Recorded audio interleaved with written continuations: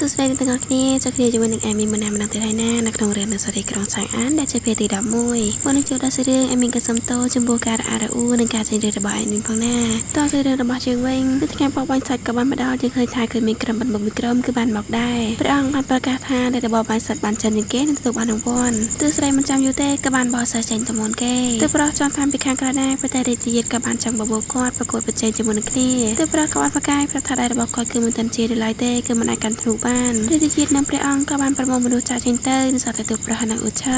ងក៏បានប្រាប់ពីកន្លែងដែលទស្ស័យទៅគឺដាច់ដោយឡែកពីគេពេលនាងឈិនខាងនិងស៊ីអ៊ីងក៏បាននាំគ្នាមកក្បែរមាត់ទឹកពេលនាងក៏បាននិយាយថានៅទីនេះគឺមានតែយើងពីរនាក់ប៉ុណ្ណោះយើងធំឡើងមកជាមួយគ្នាប៉ុន្តែយូរទៅអ្នកកាន់តែព្យាយាមនៅឆ្ងាយពីខ្ញុំពេលនាងឈិនខាងសត្វរត់មកអបស៊ីអ៊ីងត្រង់បាននិយាយថាខ្ញុំរងចាំឱកាសនេះយូរមកហើយពេលវេលាដែលនៅទីពីរនាក់បែបនេះគឺអាចនិយាយពាក្យក្នុងចិត្តបាននេះគឺជាហេតុផលដែលខ្ញុំប្រមកស៊ីអ៊ីងក៏បានតបថាប៉ុន្តែពួកយើងគឺមានតែអ្នកខុសគ្នាឆ្ងាយណាស់ពេលនាងត្រង់ក៏តបថាត្រង់មិនខ្វល់ទេម្ចាស់បងក៏ត្រង់ដឹងដែរត្រង់នឹងគ្រប់គ្រងពួកយើងស៊ីអ៊ីងក៏បានសួរចាប់ព្រះអង្គវិញពេលនាងត្រង់ក៏បានបកលខ្លុយមួយឲ្យទៅកាន់គាត់ហើយក៏បានប្រាប់ថាព្រះបិតាត្រង់គឺជាអ្នកប្រាប់ខ្ញុំបើស្រឡាញ់ណាឲ្យបកលរបស់នេះទៅអ្នកនោះទៅទើស្រីបានដេញបាញ់កាន់ខ្សែរហូតដល់ដើមឈើមួយទើស្រីនឹងក៏សាប់ទៅលុតបុកដើមឈើឲ្យស្លាប់ខ្លួនចឹងមកទើស្រីក៏ឆ្ងល់ទើស្រីអីក៏ក្លាហានម៉ែទើស្រីក៏សាប់តែមានអារម្មណ៍ថាដូចជាស្លាប់ឬគេបាននិទានរឿងនេះនៅកន្លែងណាមួយព្រួយក៏បានបាញ់ចំទន្សាដែលទើស្រីកំពុងតែកាន់ជាប់ទៅនឹងដើមឈើវាគឺជាក្រុមមនុស្សបាត់មកទើស្រីឃើញហើយគឺដឹងភ្លាមថាពួកគេមកគឺចង់សម្លាប់នាងតែម្ដងទើស្រីក៏បានឡើងជិះខ្សែដើម្បីរត់កែកប៉ុន្តែពួកគេក៏បានទិញព្រួយបាញ់ត្រូវផ្លូវរបស់ទើស្រីបានធ្លាក់ទៅលើខ្នងខ្សែពួកគេក៏បានដកដាវហើយដាក់តម្រង់មកកាន់ទើស្រ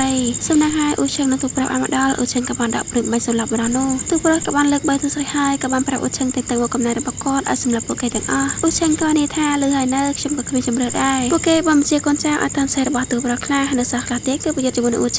ូឆឹងក៏គ្មានខ្លាចទេគឺសម្លាប់គ្មានសល់សម្បត្តិតែម្នាក់គឺសល់ដែរគឺសល់តែសេះទូប្រាប់ព្យាយាមជិះខ្សែដើម្បីរត់កែកប៉ុន្តែនៅក្បែរនោះគឺមានចលងជ្រុងមួយដ៏ជ្រៅក្រំមិនមកបានបាញ់ព្រួយត្រាសខ្សែរបស់ទូប្រាប់ហើយធ្វើឲ្យគាត់ទាំងពីរគឺបានធ្លាក់ទូប្រាប់បានប្រាប់ឲ្យទើស្រីទៅពួនសិនក្រោយពេលដែលទូប្រាប់បានសម្លាប់ពួកគេអស់ទើស្រីកំពុងតែឈរពួននៅពីខាងក្រោយស្រាប់តែមានមនុស្សមុខម្នាក់ក៏បានចាប់ទើស្រីគេបាននិយាយគំរាមឲ្យទូប្រាប់ដាក់ថៃក្រោយហើយនឹងលោតចុះពីទីខ្ពស់ទើស្រីក៏បានប្រាប់ឲ្យលោតទៅហើយបានជិះត្រង់មិនលោតទ្រង់កំពុងកាត់ពីផែនការសម្លាប់ខ្ញុំមែនអត់ដូច្នេះទ្រង់ឯរនៅជាមួយមនុស្សទ្រង់ស្រឡាញ់បានហើយពីគ្មានប្រយោជន៍ទេលោកកំនឹងខ្ញុំឲ្យគាត់លោតនោះទ្រង់តែចង់លះខ្ញុំទូប្រាប់ក៏បានចូលរត់សម្ដែងដែរគាត់បាននិយាយថាបើដឹងហេតុផលហើយបានជាម្ចាស់ចេញប៉ុន្តែបានមកខំឲ្យទុំគុំជួមនុស្សឲ្យសម្លាប់ទ្រង់ទើស្រីក៏បានសួរទៅកាន់គិតកោថាចឹងដែលជួលោកគឺជាលាឈានមែនអត់គេឲ្យលោកប៉ុន្មានចំណងឲ្យលោកទ្វេដងមកតពីសម្លាប់គាត់រួចទ្រព្យសម្បត្តិរបស់គាត់គឺជារបស់ខ្ញុំគិតកោបានមកក៏បានតបថាគិតកោលោកងងមែនដល់ពេលនេះស្លាប់ទូប្រុសនៅគ្មានអ្វីបកស្រាយទៅកាន់នគរសៀយទេទូប្រុសក៏បានតបថាសពន្ធមិត្តរវាងនគរទាំងពីរនឹងមិនបែកបាក់ដោយសារតែការស្លាប់របស់ពីនាងទេខ្ញុំអាចរៀបការជាមួយនឹងអ្នកផ្សេងទៀតក៏បានដែរទើស្រីក៏បានស្រែកថានៅទីបំផុតត្រង់ព្រមនិយាយពីក្នុងចិត្តហើយ